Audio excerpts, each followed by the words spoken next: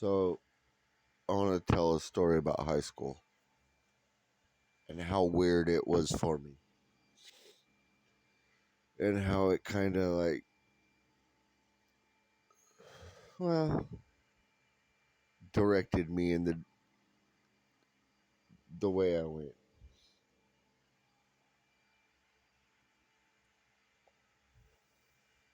See, I grew up in Sacramento, California. Went to school in Sacramento, California from kindergarten until 10th grade. Yeah, until a sophomore year. And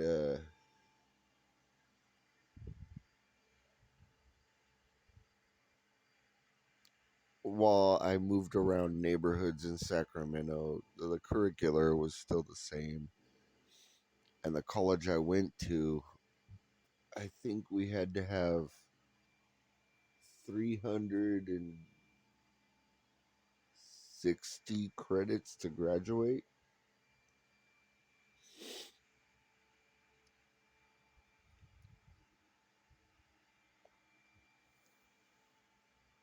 And then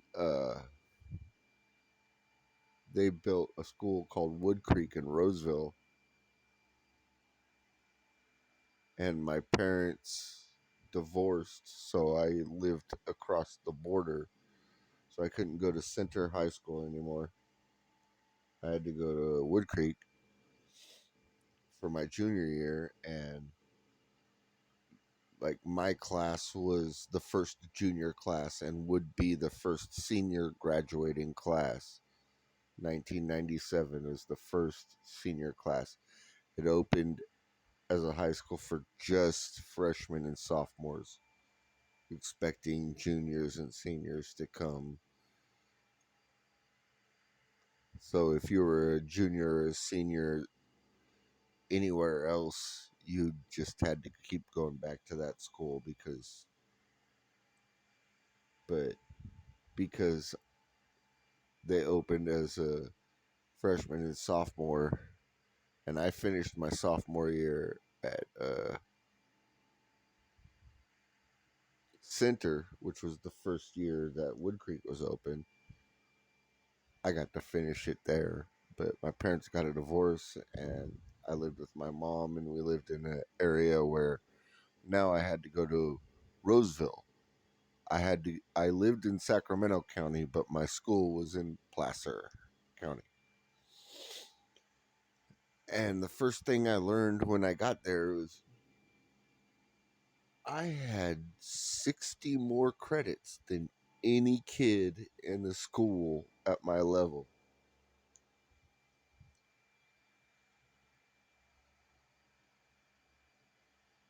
because I went to a high school, junior high and high school.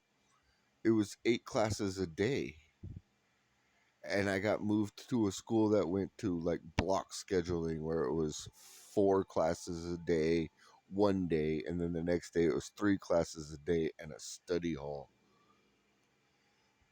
So I had like 60 more credits than anybody else in my school. I was a junior, but already also a senior.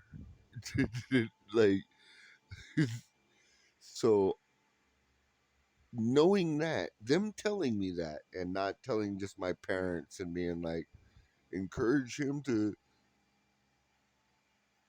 they told me that. So I just goofed the fuck off.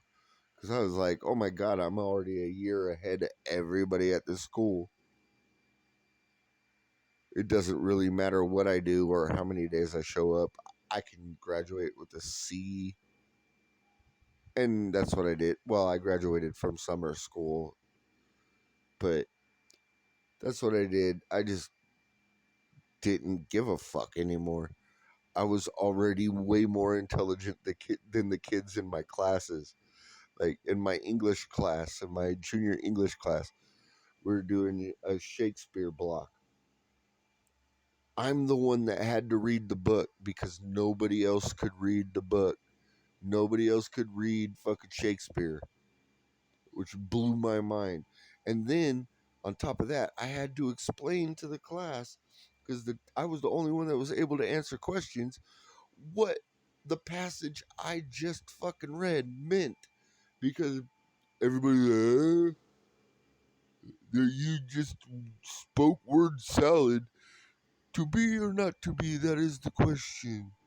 Under the slings and arrows of outrageous fortune, he's contemplating his existence. He's contemplating whether he should kill himself or not because he's in pain constantly. Oh. God damn, imagine trying to get kids to do Shakespeare today. These motherfuckers wouldn't get the subtleties. They would just complain that it's hurtful because it's a book about a guy trying to commit suicide and sometimes I cut myself. Bitch, stop cutting yourself. And yes, I said bitch because usually the people that are cutting themselves the most are fucking female. Stop cutting yourself. Grow the fuck up. What the fuck do you think life is? You think it's going to get better?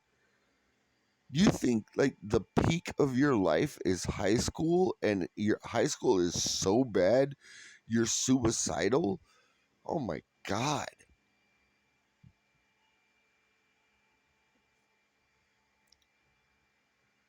The 20s are going to be even worse for you. And God forbid you make it to your 30s or 40s when your looks go away. Holy fuck. And you just start to look old. And you think the 20s are the best time. That's when you're like the most physically fit, the most attractive, the fucking most likely to have a decent job, to be able to pay the bills and have a place. That's when you're fucking in your prime. Being a teenager, and I'm saying that as a teenager that was like, woe is me, so melancholy. I was one of you motherfuckers.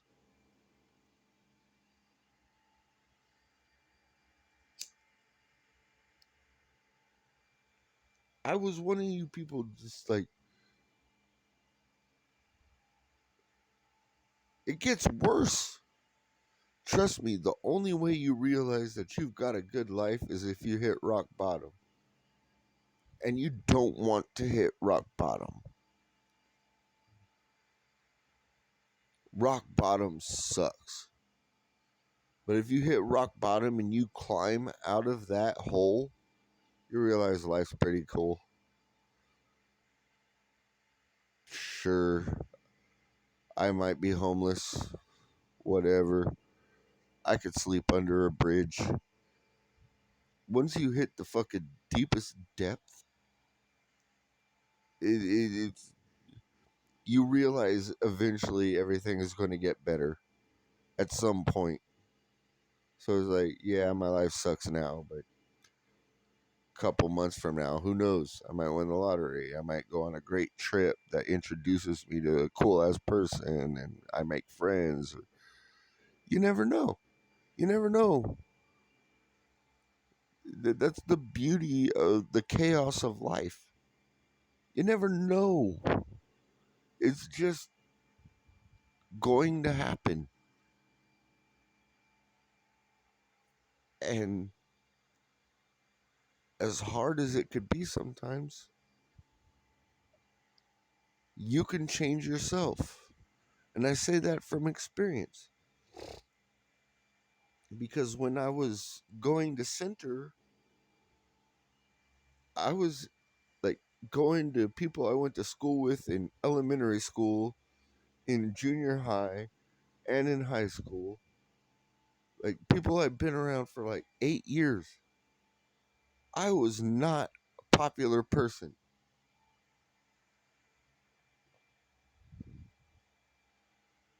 I played baseball. I played football. I played intramural sports, soccer, basketball. Like I always wanted. I was very athletic and was always part of a group, but I just was never popular. I wasn't like I had a few friends, and everybody else just made fun of me because I wore pro wings and I wore cheap clothes and I was broke. And also, to it, I lived in a military town. Like everybody there, their parents were in the Air Force. My parents weren't. So it was like how Dave Chappelle says, it was like I was the poorest kid in a nice neighborhood. My parents did well enough for me to be the poorest kid in a nice neighborhood. So yeah, I get that. Fucking being a kid sucks. You get made fun of. Sometimes you get chased home because you're white.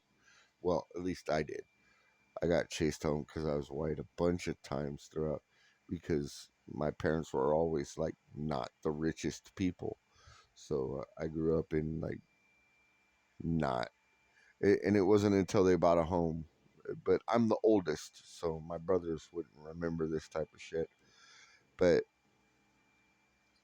yeah, like I got made fun of because the quality of my clothes. I got made fun of because of my skin color. You know, growing up and knowing that there's no way you can be cool because white people are lame from all your Mexican and black friends. It sucked. And the only thing you could do is adopt their type of lifestyle. You know, their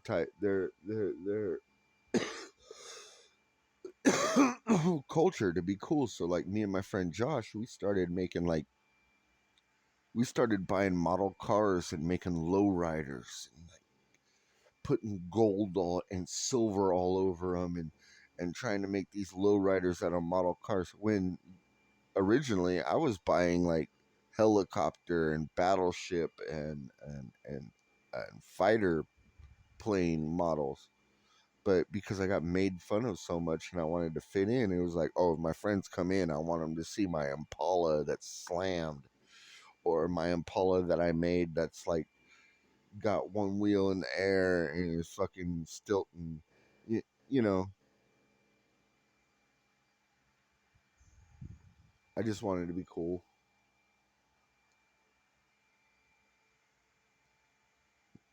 Then I went to Wood Creek and I was like, well, shit. Not everybody that I knew from Center is going to know me here because there were some transplants from Center because of the way they drew the district. That district doesn't exist anymore anyway. Everybody that lived where I used to live now go to Antelope High School. But the way they drew the district, we had to go to school in a different county. And I just went in with like a new attitude. Like, nobody here knows me. I'm just going to be myself and fuck everybody. Like, I'm going to make friends, be cool to everybody, not judge nobody. And it turns out I became pretty fucking popular. I like in the first week at fucking Wood Creek, I like doubled my friends. By the end of like my 2 years at Wood Creek and then going to Adelante because like I said, I was lazy because I was so many credits ahead of everybody that like there was no reason for me to go to school. uh, like I was so popular that like I would come home from school and like half my school would be in my mom's house. Just hanging out. Yo, what's up, Brian? Like it was fun.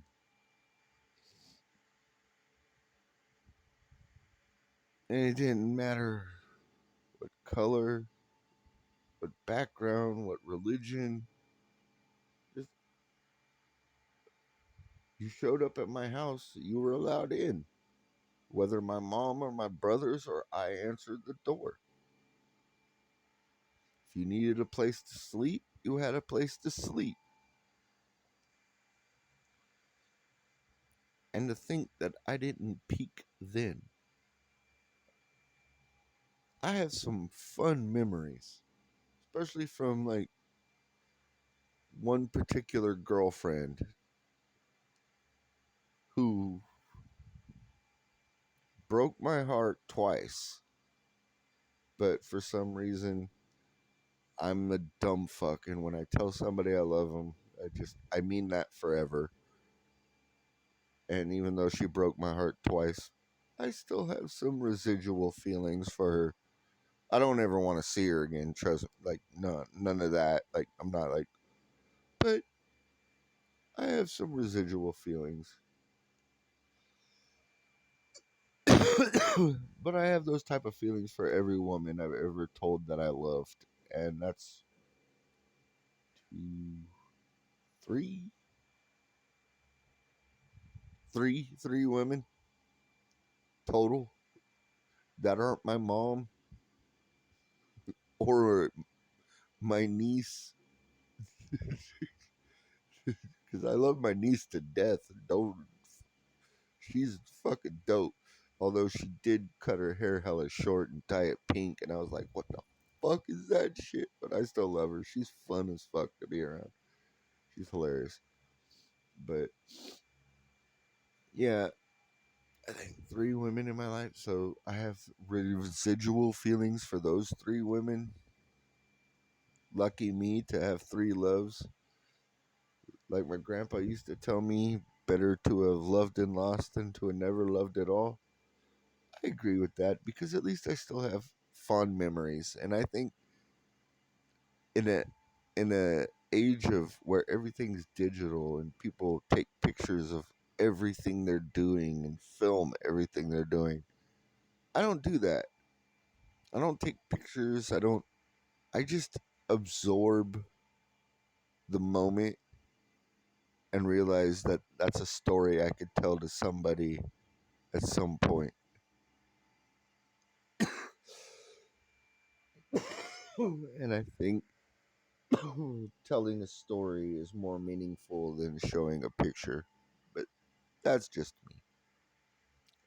And on that note, I think I'm done about this, but just wanted to get it off my chest.